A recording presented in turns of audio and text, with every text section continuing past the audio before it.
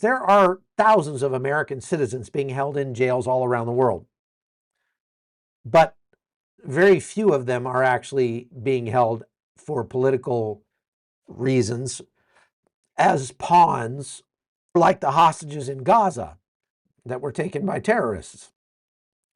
There are people that are in jails all around the world for drug trafficking and things like that. According to the Foley Foundation, and this is named after James Foley, who was an American journalist who was abandoned by our government and beheaded by ISIS during the Obama administration.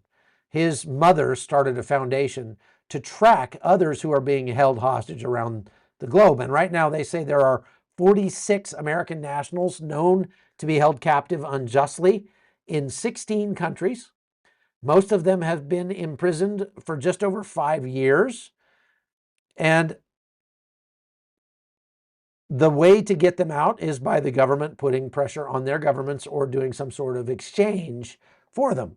So in Gaza, we just saw one American citizen released, and that's Keith Siegel, 65-year-old American Israeli. He was an occupational therapist and was taken 484 days ago into captivity and was abducted along with his wife, Aviva, who was taken from their home in Kibbutz Kfar Aza on October 7th, 2023. Now, his wife was released in that hostage release in November 2023. But it took more than a year for Keith to be released. And it's believed that there are still several American citizens that are unaccounted for that were taken on October 7th. Among them is Adon Alexander, who's a 21-year-old American Israeli abducted by Hamas during those attacks. His father, Adi Alexander, expressed cautious optimism that he would be released alive, but they are not sure whether or not he is alive. There's another guy named Sagui, Dekel Chen, who's a 35-year-old American Israeli who was taken captive from near Oz. His father, Jonathan, has been actively advocating for his release and says he remains hopeful due to the ongoing efforts of the Trump administration. There are additional reports that 7 American citizens that were initially held in Gaza are no longer among the living, including Hirsch Goldberg, Poland, whose body was recovered back last August.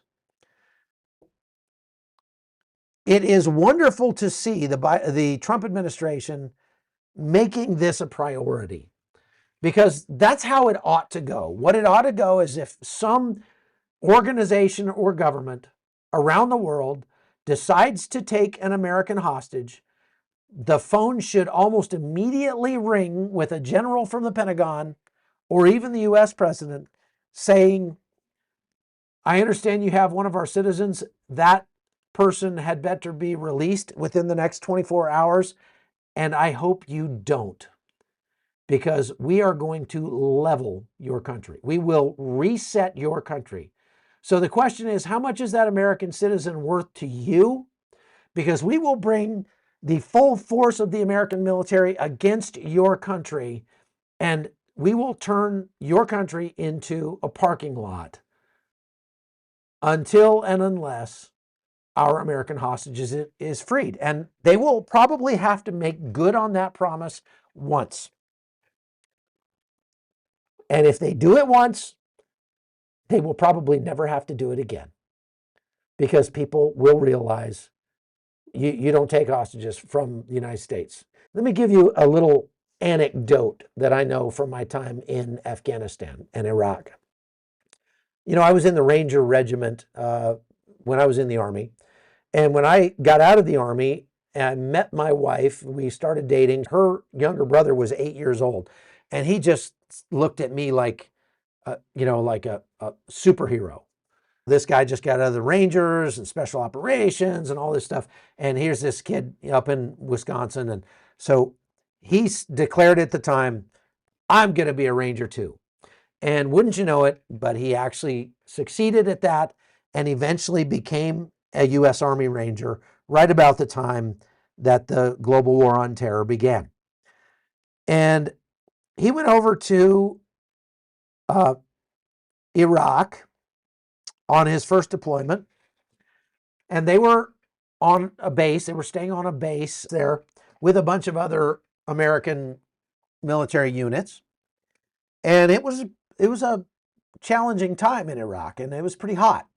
And so every time one of those units would go out of the gates of the base on a patrol, they would start getting shot at. So the commander of the Ranger Regiment got on the radio, went to the local radio station,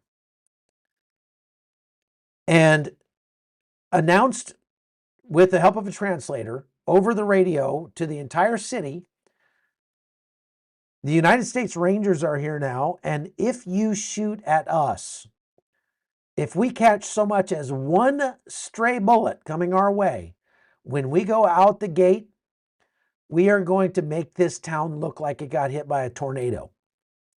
And wouldn't you know it, the first time they go out on patrol, pow, somebody takes a shot at them. And they did exactly what they said they would do. They went ripping through that city, and they left it a smoking ruin. They all but destroyed that city. And if you know anything about Rangers, if there's anything Rangers are good at, it's breaking things. We're very, very good at that. And you know what? From then on out, every time the Rangers went out on patrol, nobody would bother shooting at them. My brother-in-law said he was bored. They'd go out, they'd just feel like, man, it's boring. Nobody will shoot at us.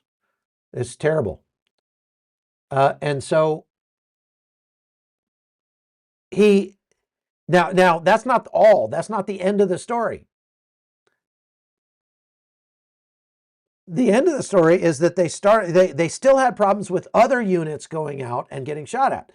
And they eventually intercepted some radio communications from the Al-Qaeda representatives out, in the city, saying, if you see U.S. military come out the gate and they've got pockets on their shoulders, don't shoot at them. But if they don't have pockets on their shoulders, they're fair game.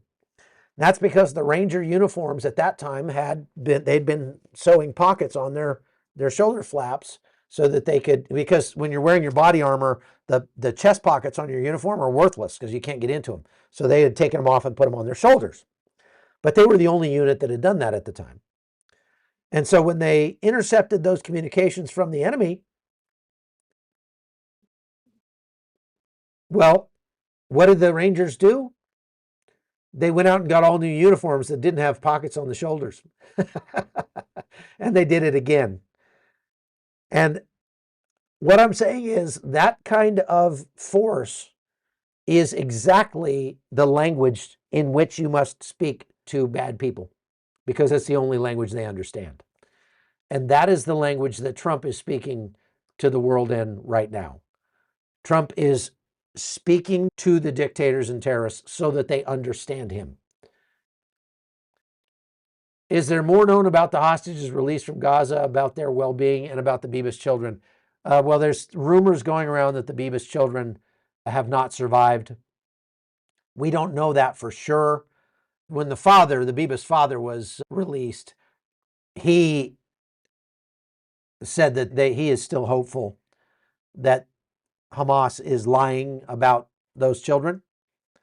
But Hamas has put out that the children are no longer living, which is horrible, horrible.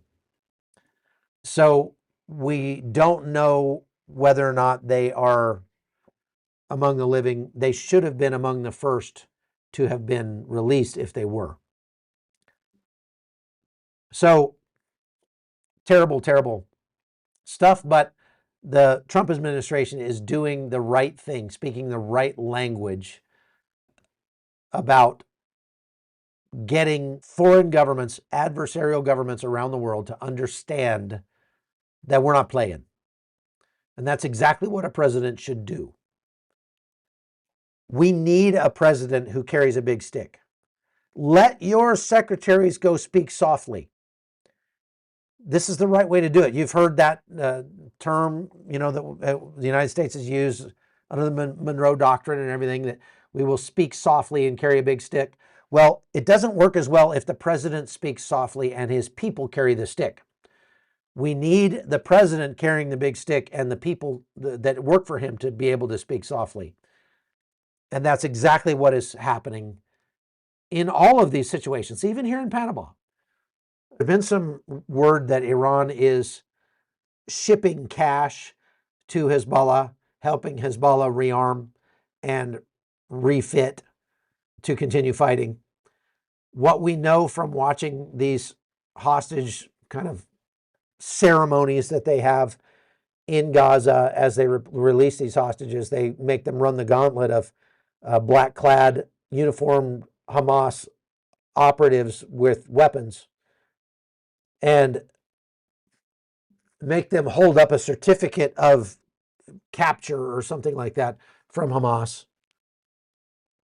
And that right there tells me that the best thing that could happen in terms of Israel pursuing their objectives in this war is for them to finish the first 42-day ceasefire phase and then go right back to fighting, because they're nowhere close to done. Hamas is calling this a win. Hamas is celebrating and saying that they won. They defeated Israel. Well, Israel's going to have to prove them wrong. If they don't, they're going to prove them right. And that's all there is to it. Donald Trump has been wielding a big stick in terms of, you better release our hostages. What he did just in Gaza, saying all hell will break out in Gaza if our hostages are not released, that one statement put every dictator around the world on notice that the time for playing games is over. And that's very likely a big reason why we just saw 6 more hostages released out of Venezuela. I would venture to say most of you didn't even know there were hostages being held in Venezuela, because the Biden administration did a big fat nothing about it. It's just, again, we're learning more and more about how badly Biden administered his office as president of the United States every day that goes by.